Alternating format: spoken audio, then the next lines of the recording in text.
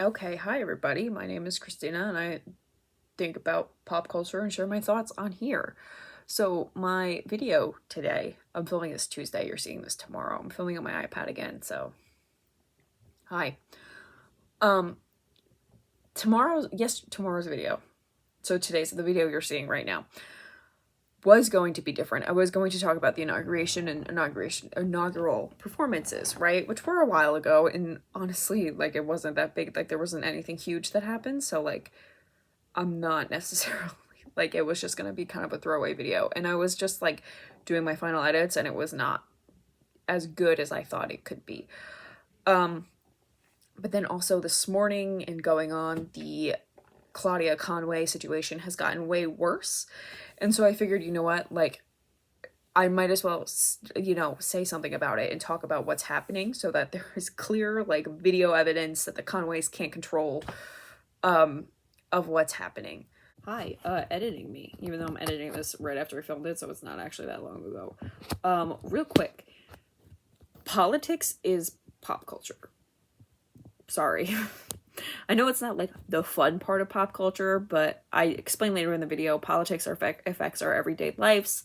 It does affect our decisions we make. Our political ideologies are very interconnected with how we think the world works. And how we think the world works is how we make our decisions based off of. So the reason why this video falls under the jurisdiction of pop culture is because politics are pop culture, and then also, like, this is a very serious situation, and not everything in our culture, not everything on the news, not everything that we see on Twitter is always fun and happy, and like fun media to like analyze, right? This is a very serious situation, and it's something that I wanted to document, just to make sure that there was a document of, like, yeah, people were talking about this, and like there's going to be no revisionist history here. People were talking about this girl is in danger, and yeah. So here's the thing. Yesterday night, apparently, allegedly, not even allegedly, there's screenshots. Yesterday night, Kellyanne Conway had posted a fleet on Twitter of a topless photo of her 16-year-old daughter, Claudia Conway. Claudia Conway has been crying out for most of a year now, most of 2020, and continuing on to this year, this January. She has been posting TikToks and evidence of the abuse that she goes through in the Conway household, particularly at the hands of Kellyanne. So, this is a situation that a lot of people, especially if you've been on TikTok or on Twitter and following people that you've been aware of, and so it very clearly escalated last night because her mother posted it straight up. I mean, I can't say the words because this is YouTube and I will be content algorithmed out, but it was definitely a serious violation. A very serious violation. Anyone that was not a Conway and isn't, millionaires, they would be in a lot of trouble. And I imagine because of the TikTok that Kellyanne posted today, Tuesday, January 26th, at 8 a.m., allegedly, I imagine that Kellyanne is probably nervous about what happened. So today, 8 a.m., Claudia Conway posted a TikTok saying that she was taking a break from social media. She wasn't being forced to take this TikTok. And while, her and her mom fight, like, it's just typical mother-daughter fights, and that she was taking a break from social media. And this is concerning to me because previously, Claudia had posted TikTok saying that she would never leave social media, and if she had ever posted anything about leaving social media, that she was being forced to do it. And I believe her. I believe that she's being forced to leave social media right now. And this isn't this is a serious situation, right? Because she's going to leave social media. We're not going to hear from her for a while, and who knows where this kid is going to go, right? In situations like this where, let me explain what's happening here, right? First of all, I do not believe a word Kellyanne says or George Conway says. I don't believe a word of it. Kellyanne is the woman that coined the term alternative facts, so anything out of her mouth is not the truth, automatically. She's also worked with the Trump administration for the entire 4 years. She is straight up a fascist. She's not a good person. And if I know one thing about fascists, it's that they like control and extreme control, right? So I've seen some takes on Twitter saying that the abuse is because Claudia doesn't agree with Kellyanne politically. I don't think that's it. It's very simply because Claudia won't fall in line and just do what her mother says and just be quiet, right? It's because Claudia speaks up that she goes through this. And then also, like, even before she started speaking up, she probably went through verbal abuse. It's definitely verbal abuse. I'll talk about some of the evidence Claudia has posted herself. I'm not going to show any of it here. I'm sorry, because I'm filming on my iPad. Even before Claudia probably started posting to TikTok about what her mother, how her mother speaks to her and what happens between her and her mother, fascists want you to fall in line behind the one authority, right? And so for Kellyanne at work, the one authority was Trump, right? But at home, Kellyanne is the authority. So for Claudia to not fall in line behind her and not just listen blindly to everything she said, that upsets. Hi, editing me again. I just want to note that thing that I said about Kellyanne falling in line at work, but then being the authority at home. That's a traditional gender role, right? And so I just want you guys and everyone to note that the traditional gender roles plays a big part of fascism and modern conservatism even.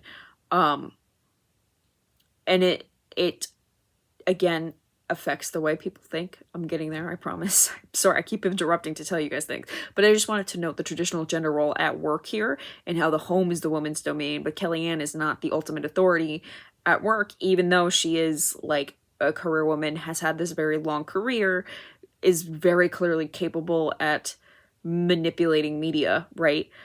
She's not the ultimate authority at work because careers are man's domains. Meanwhile, like, being at home is a woman's domain. And so these type of ideologies rely on traditional gender roles. They rely on sexism, racism, homophobia, you name it, to keep people in line and to keep people in order. So I just wanted to note that there's traditional gender roles going on, and definitely playing into what's happening. That annoys her, and the only way to correct opposition or the only way fascists know how to correct opposition or people fighting back against them is the excessive use of force. This is what we saw over the summer with BLM and those protests, and the excessive use of force, because the fascist forces in this country only know how to correct things through the use of force. There's no compromising. There's no, oh, this is just normal like, it's just force, right? So I'm, again, very nervous about what's going to happen to Claudia Conway and where they're going to send. They're definitely going to send her somewhere. Like, she's being sent somewhere, because that's the obvious next step. And so we have to be very vigilant and very on top of the on the Conways to see. George Conway, so the TikTok she posted this morning, George Conway tweeted out for her, which is really interesting because there is definitely a TikTok on Claudia's account right now that says that George left the family and wanted nothing to do with them. So for George to suddenly come in and be like, oh, my daughter asked me to put, your daughter didn't ask you to do shit, George. You know what else we didn't ask you to do, George? We didn't ask for the Lincoln Project either. Fuck the Lincoln Project too. So there's that. I should explain. I keep bringing their politics into this because I very much believe, like, politics affects your daily life. As much as people don't like to believe that, politics really does affect your daily life. So if you're a conservative and you're a fascist and you support Trump, even if you're George Conway and you don't support Trump, but you support the policies that led to Trumpism, it's very clear how you act day to day to me. And this is a very clear example of, like, how all of this intersects. Your life is not segmented. A life is not segmented into strict boxes, right? Like, your home life isn't completely separate from your career, especially during COVID when everyone's working at home, right? Your home life isn't separate from your career, isn't separate from your love life, isn't separate from your social life, right? Like, it all blends together. And it all interconnects with each other and feeds into each other. So issues in one area definitely feeds into another one. From that line of thinking is particularly from Nicomachean Ethics, which is Aristotle. The thing that our government was well, not specifically that book, but the Greeks, the Romans, that's the kind of the stuff that our government was based on, first of all. Second of all, it's just, I read that book sophomore year of college. My bachelor's degree is in psychology and philosophy. That's one of the books that has never left me. It has never left my mind in the things that he said. And because that very, very old book is right. So if you're wondering where I got that from, Nicomachean Ethics, give it a read. It's probably on Audible or something. I'm gonna add it to my list, and I'll probably end up rereading it very soon. But yeah, that's where I got it from.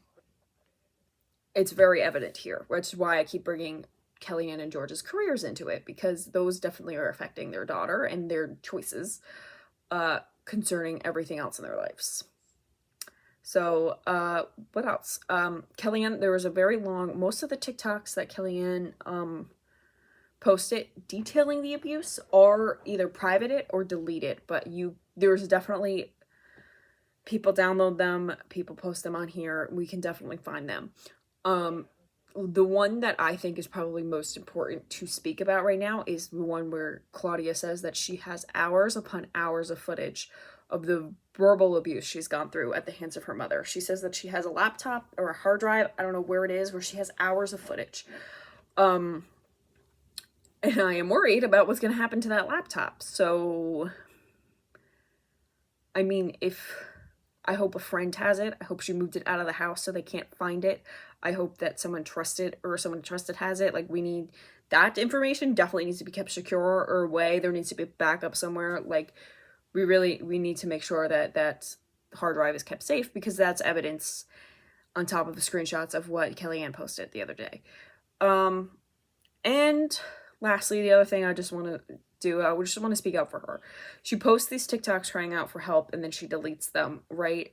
This is because she is a 16-year-old girl, and she's scared of what's going to happen to her, because she has really powerful parents, and it's very hard to get her out of the house, right? With CPS and stuff, I'm very, like, Child Protective Services and adoption is something very important to me. I want to adopt one day, but I also know, and further, I do want to also foster one day.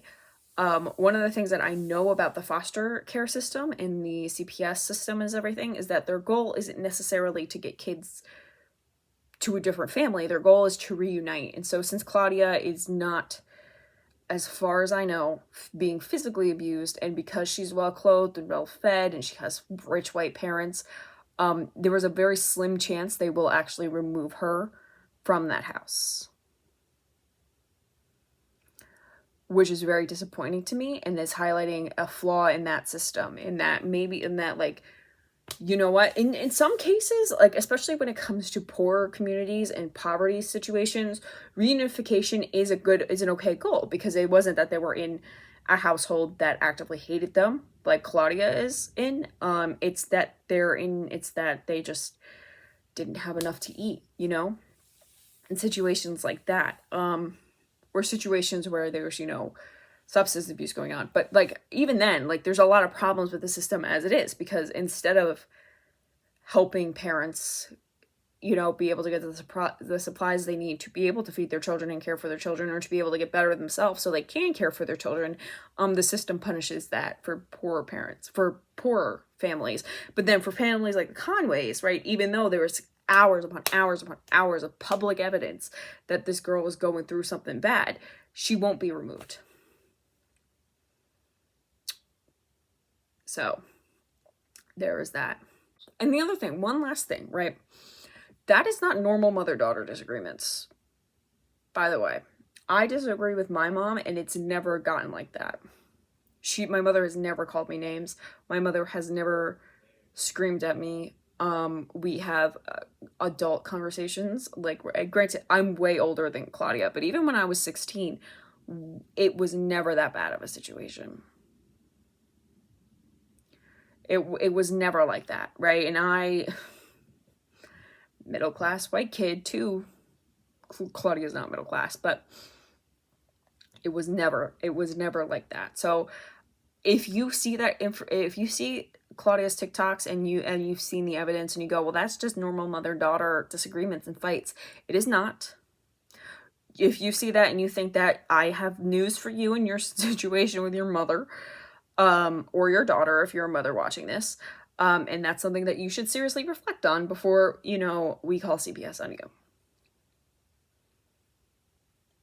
Yikes. So again, I'm very nervous about Claudia Conway. It's a very bad situation. This is not, again, I don't consider myself a drama channel. This isn't drama. This is very serious. I'm filming this video and posting it particularly to document what's going on in a way that is out of their hands.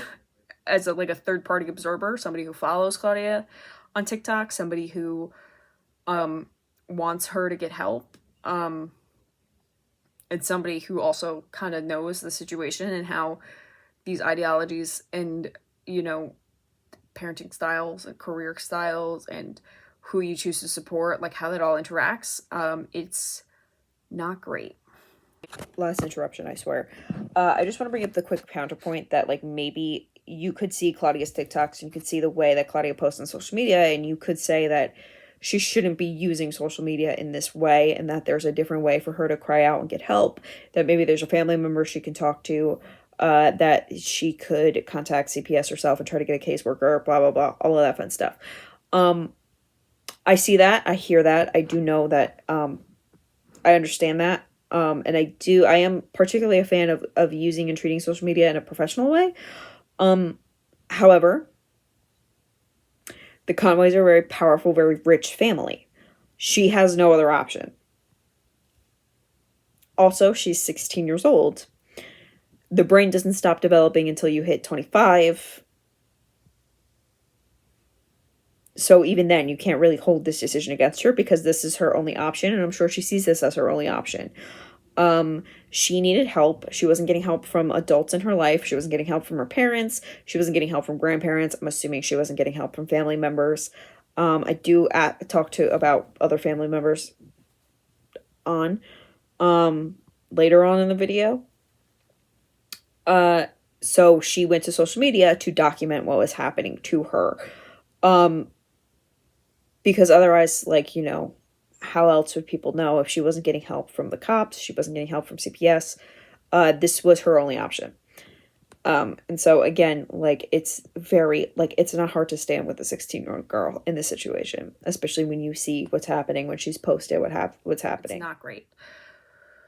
So that is all for today. This is a shorter video, particularly because, like, the situation, again, like, I'm very worried about her. I will be keeping tabs on the situation, particularly on Twitter, so make sure to follow me there.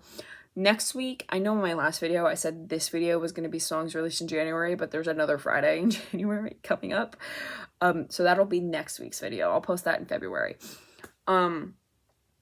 So sorry this isn't very fun and happy. Sorry this is very serious. Sorry that I'm, like, barefaced in my glasses, but, like, I wanted to get on and film this as fast as I could to be able to post tomorrow, so I could have enough time to edit and post it tomorrow. So thank you for watching. I hope, Claudia, if you see this, I'm rooting for you. Feel free to DM me. Because, I mean, I don't know how much help I'll be able to give you, but I can certainly help some. Even if it's just an ear to listen to. If you're Kellyanne or George watching this, fuck you. If you're Kellyanne or George watching this, I would seriously consider taking your daughter and moving them to a willing family member's house, because you clearly do not have the capacity, mental or emotionally, to handle a 16-year-old girl anymore, especially because you keep screaming at her and she keeps posting it on TikTok and everyone sees this happening. So find a sister, find a grandma, find someone, anyone, anywhere to put her in so she can finish school happily away from you, and maybe your relationship will get better. I don't know. But as far as your focus on alternative facts or the Lincoln Project and supporting just vile shit, you're gonna just keep bringing that vile shit to your daughter. That's what it is. Okay, thank you for watching.